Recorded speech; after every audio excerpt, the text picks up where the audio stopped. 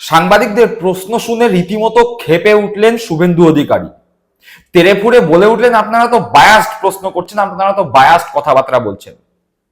কিসের জন্য এইভাবে ক্ষেপে উঠলেন শুভেন্দু অধিকারী, আর কেনই বা তিনি ক্ষেপে উঠলেন, ক্ষেপে উঠে কি কথা বললেন, সেটি তো এই ভিডিওতে থাকবেই। তার আগে যারা প্রথমবারের জন্য এই চ্যানেল ভিজিট করছেন তাদের সকলের কাছে অনুরোধ, চ্যানেলটি সাবস্ক্রাইব করে পাশে থাকা বেল বাটনটি প্রেস করে দেবেন। আজকের প্রতিবেদনে সরাসরি প্রবেশ করা যাক। আমি সায়ন্তন, আপনারা দেখছেন বঙ্গচক্ষু ইউটিউব চ্যানেল। ইতিমধ্যে সকলে জেনে গিয়েছেন যে শিয়ালদা কোর্টে অভয়া কাণ্ডের যে বিচার চলছিল সেই বিচার দান পর্ব শেষ হয়েছে এবং সেখানে সঞ্জয় রায়কে দোষী সাব্যস্ত করা হয়েছে এবং তাকে যাবজ্জীবন কারাদণ্ড শোনানো হয়েছে। অনেকেই সঞ্জয় রায়ের এই যাবজ্জীবন কারাদণ্ডে খুশি নয়, তার কারণ আমার আপনার মতো সকলেই চেয়েছিল যে সঞ্জয় রায় যে নৃশংস পাশবিক অত্যাচার করে জুনিয়র ডাক্তারকে ধর্ষণ করে হত্যা করেছে, তার ফলে তার যেন ফাঁসি হয়। রাজ্যের প্রশাসনিক প্রধান মুখ্যমন্ত্রী মমতা বন্দ্যোপাধ্যায় একদম শুরুর দিন থেকে বলেছিল যে ধর্ষকের ফাঁসি চাই। সেখানে বিচারের পরে দেখা গেল যে ফাঁসি হলো না, বরং যাবজ্জীবন কারাদণ্ড হলো। সেই কারণে অনেকেই খুশি নয়।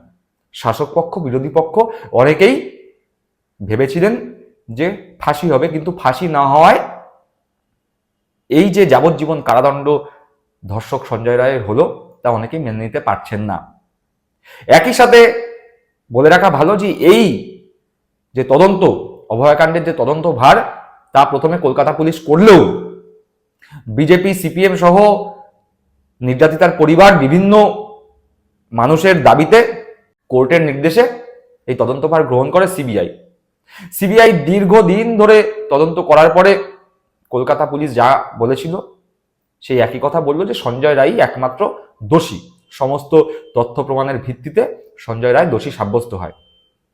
কিন্তু আদালতে এটি rarest of the rare crime না হওয়ার জন্য তাকে মৃত্যুদণ্ড সাজা দেয়া হয় না, অর্থাৎ ফাঁসি দেয়া হয় না, বরং তাকে দেয়া হয় যাবজ্জীবন কারাদণ্ড। আবার ঠিক এই সমসাময়িক কালেই ঘটে যায় তিনটে ধর্ষণের ঘটনা, যার তদন্তভার ছিল পশ্চিমবঙ্গ পুলিশের হাতে। সেই তিনটি ক্ষেত্রেই দোষীরা কিন্তু ফাঁসির অর্থাৎ মৃত্যুদণ্ডের সাজা পেয়েছেন। তাহলে দেখা গেল ধর্ষণের মতো একটি সামাজিক অপরাধ, সেই সামাজিক অপরাধে যারা দোষী সাব্যস্ত হলো, কলকাতা পুলিশ যাদের তদন্ত করলো, সেই তদন্তের ফলে তিনজনের মৃত্যুদণ্ড ঘোষণা হলেও সিবিআই তদন্তের ফাঁক ফোকর থেকে দেওয়ার জন্য এই ধর্ষক সঞ্জয় রায়ের ফাঁসি হলো না, বরং তার যাবজ্জীবন কারাদণ্ড হলো। সাংবাদিকরা শুভেন্দু অধিকারীর কাছে যখন এই প্রশ্ন করেন যে নির্যাতিতার পরিবার তো বলছে সিবিআই তদন্ত করতে ব্যর্থ বা সিবিআই তদন্ত করতে ব্যর্থ হয়েছে, সেই কারণেই হয়তো সঞ্জয় রায় যাবজ্জীবন কারাদণ্ড পেল, ফাঁসি হলো না। আবার এই শুভেন্দু অধিকারীরাই পশ্চিমবঙ্গ পুলিশ, কলকাতা পুলিশকে ব্যর্থ প্রমাণ করার জন্য সিবিআই চেয়ে এনেছিলেন, কোর্টের দ্বারস্থ হয়েছিলেন। তাদের দাবিতেই সিবিআই এসেছিল। সিবিআই কেন্দ্রীয় এজেন্সি, তাদের মাথায় বসে আছে মোদী সরকার। সুতরাং নিজেদের সরকারের, নিজেদের এজেন্সির ব্যর্থতা, নিজেদের এজেন্সি এখন প্রশ্নের মুখে দাঁড়িয়ে, এবং সেই প্রশ্নের সম্মুখীন বিরোধী দলনেতা শুভেন্দু অধিকারী গায়ে জ্বালা ধরে উঠলো, তেড়ে ফুড়ে উঠলেন, সাংবাদিকদের দিকে রীতিমতো ঝাঁঝিয়ে বললেন, আপনারা তো বায়াস কথাবার্তা বলছেন। সিবিআই কিসের জন্য ব্যর্থ হবে? সিবিআই তো তদন্ত করে বিচারকের কোর্টে পাঠিয়েছিল বল। তিনি মুখে বলছেন যে বিচারকের রায় নিয়ে কোনো কথা বলবো না, কিন্তু এই রায়ে আমি অসন্তুষ্ট। বকলমে সঞ্জয় রায়ের যে ফাঁসি হলো না, এর দায় বিচারকের ওপর চাপাচ্ছেন, সিবিআই কে গার্ড করছেন। সিবিআই এর যে খামতি, সিবিআই এর তদন্ত প্রক্রিয়ায় যে গলতি বা যে গাফিলতি, সেগুলোকে ঢাকার চেষ্টা করছেন শুভেন্দু অধিকারী। চলুন শুভেন্দু অধিকারীর সেই বক্তব্য একবার শুনে নিই। এই তো মানুষ, সমাজ, পরিবার কেউ খুশি নয়। ভারতীয় ন্যায় সংহিতাতে ক্যাপিটাল পানিশমেন্ট দুভাবে ছিল, আছে একটা মৃত্যুদণ্ড, একটা আজীবন কারাদণ্ড। মহামান্য বিচারপতি তার ক্ষমতার বলে তিনি দিয়েছেন। আমি তার কলম বা তার রায়কে আইনগতভাবে চ্যালেঞ্জ করছি না। পরিবার সিবিআই কিন্তু- তদন্তে খুশি নয়। পরিবার সিবিআই তদন্তে দাদা আপনি তো অন্য কথা বলছেন, আজকে তো জাজমেন্ট দিয়েছে বিচারক। সিবিআই তো সঞ্জয় রায়কে মেন অ্যাকিউজড করেছে এবং সিবিআই যে চার্জশিটটা তো আপনারা না পড়ে বায়াসড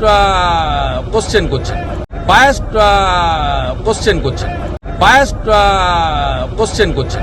কিন্তু সিবিআইটা বিষয় নয়, বিষয়টা হচ্ছে বিচারপতির হাতে যে ক্ষমতা ছিল তাতে তিনি ক্যাপিটাল পানিশমেন্ট চার্জ ফ্রেম করেছিলেন শনিবার।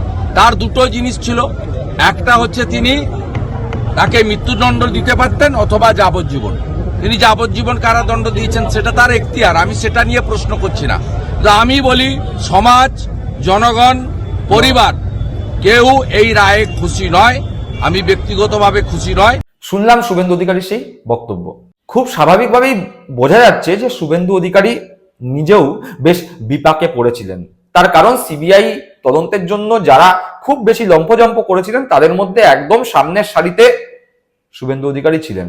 কলকাতা পুলিশ, পশ্চিমবঙ্গ প্রশাসনকে প্রতিদিন দোষ দিচ্ছিলেন, বলছিলেন তদন্ত প্রক্রিয়া পশ্চিমবঙ্গ পুলিশের হাতে থাকলে বিচার বিলম্বিত হবে, দোষী ধরা পড়বে না। পশ্চিমবঙ্গ পুলিশের কাছ থেকে, কলকাতা পুলিশের কাছ থেকে তদন্তভার সিবিআই এর কাছে গেলেও দেখা গেল সিবিআই ঠিক সেই কথাই বলল যা কলকাতা পুলিশ বলেছিল। কলকাতা পুলিশ 12 ঘন্টার মধ্যে তদন্ত করে যা বলেছিল, দীর্ঘদিন ধরে তদন্ত করার পরে সিবিআইও একই চার্জশিট জমা করেছে আদালতের কাছে এবং সেই চার্জশিটের ভিত্তিতে সঞ্জয় রায়কেই একমাত্র দোষী সাব্যস্ত করা হয়েছে এবং বলা হয়েছে সঞ্জয় রায়ের যাবজ্জীবন কারাদণ্ড। আবার এই যাবজ্জীবন কারাদণ্ড মেনে নিতে পারছেন না শুভেন্দু অধিকারী। তিনি মুখে বলছেন ফাঁসি হলে ভালো হতো, কিন্তু যাই হোক বিচারকের রায় নিয়ে কোনো কথা বলবো না। বিচারক নিজের বিচার ব্যবস্থার মাধ্যমে যাবজ্জীবন কারাদণ্ড দিয়েছেন, কিন্তু ফাঁসি হলে ভালো হতো। অথচ তিনি একবারও বলছেন না যে বিচারক যিনি, তিনি তথ্য প্রমাণের ভিত্তিতে নিজের এখতিয়ারের মধ্যে দাঁড়িয়ে তার পক্ষে যা করা সম্ভব ছিল তিনি সেটাই করেছেন। সিবিআই ব্যর্থ হয়েছে সঠিক তথ্য প্রমাণের ভিত্তিতে তদন্ত করতে। সিবিআই যদি সঠিকভাবে নিজেদের কার্যকলাপ করত তাহলে আজকে সঞ্জয় রায় ফাঁসির মঞ্চে যেত, ফাঁসি হতো সঞ্জয় রায়ের মৃত্যুদণ্ড হতো। যেই সঞ্জয় রায় একজন জুনিয়র ডাক্তারকে নারকীয়ভাবে ধর্ষণ করে হত্যা করেছে, সেই সঞ্জয় রায় আজকে মৃত্যুদণ্ড শুনত। কিন্তু সিবিআই তদন্ত করে তাকে মৃত্যুদণ্ড পাওয়াতে ব্যর্থ হয়েছে। বরং কলকাতা পুলিশ, পশ্চিমবঙ্গ পুলিশ এই একই ধর্ষণের জন্য 3 জন ধর্ষককে মৃত্যুদণ্ডের দোরগোড়ায় পৌঁছে দিয়েছে। শুভেন্দু অধিকারী এখন নিজের মুখ লুকাতে ব্যস্ত। তার কারণ এরাই সিবিআই করে লাফিয়ে সিবিআইকে ডেকে নিয়ে আসলো এবং শেষে দেখা গেল সিবিআই তদন্ত করে অশ্বডিম্ব প্রসব করলো। বরং কলকাতা পুলিশ 12 ঘন্টায় যা বলে দিয়েছিল শেষ পর্যন্ত দেখা গেল তাই হলো। ফলতই মুখ পুড়ল শুভেন্দু অধিকারীর। শুধু শুভেন্দু অধিকারী নয়, শুভেন্দু অধিকারীর মতো সিপিএম, বিজেপির আরো যারা মাতব্বর ছিল তারাও এখন মুখ লুকাতে ব্যস্ত। তারা আবার বিচার ব্যবস্থাকে মাঝে মধ্যেই প্রহসন বলে ট্রোল করছেন। আসলে তাদের রাজনৈতিক স্বার্থ তো চরিতার্থ আর হলো না। তার কারণ তারা ভেবেছিল এই ঘটনাকে সামনে রেখে তারা রাজনৈতিকভাবে ফায়দা লুটবেন। যদিও বিকাশ রঞ্জন ভট্টাচার্যের মতো কিছু মানুষ এতে বেশ খুশি হয়েছেন। তার কারণ যতদিন এই সঞ্জয় রায়ের মতো অপরাধী বেঁচে থাকবে ততদিন তারা এই অভয়াকাণ্ড নিয়ে রাস্তায় নেমে নোংরামি করতে পারবেন। যাই হোক, সেসব নিয়ে অন্য একটি এপিসোড হবে। বরং শুভেন্দু অধিকারীর যেভাবে সাংবাদিকদের প্রশ্নে তেড়েফুঁড়ে উঠলেন, তাতে শুভেন্দু অধিকারী যে রীতিমতো হতাশ, নিজেরা রাজনৈতিকভাবে এই ঘটনা থেকে ফায়দা তুলতে না পেরে তা প্রকাশ পেল। দর্শক বন্ধুরা, আপনারা কি মনে করছেন? একের পর এক নির্বাচনে বিজেপির পরাজয়, উপনির্বাচন থেকে শুরু করে সমবায় সমিতির নির্বাচনে বিজেপির ভরাডুবি, তার উপর সিবিআই এনেও এই অভয়াকাণ্ড থেকে বিজেপি ফায়দা তুলতে পারলো না। ফলে শুভেন্দু অধিকারী, বিরোধী দলনেতা সুকান্ত মজুমদার, বিজেপির বর্তমান রাজ্য সভাপতি, এদের পশ্চিমবঙ্গের রাজনীতিতে গ্রহণযোগ্যতা কি আর বিন্দুমাত্র রইল? প্রশ্ন রইল আপনাদের কাছে। আপনারা সরাসরি আপনাদের মন্তব্য কমেন্ট বক্সে কমেন্ট করে জানাবেন। ভালো থাকবেন, সুস্থ থাকবেন। জয় হিন্দ, বন্দে মাতরম।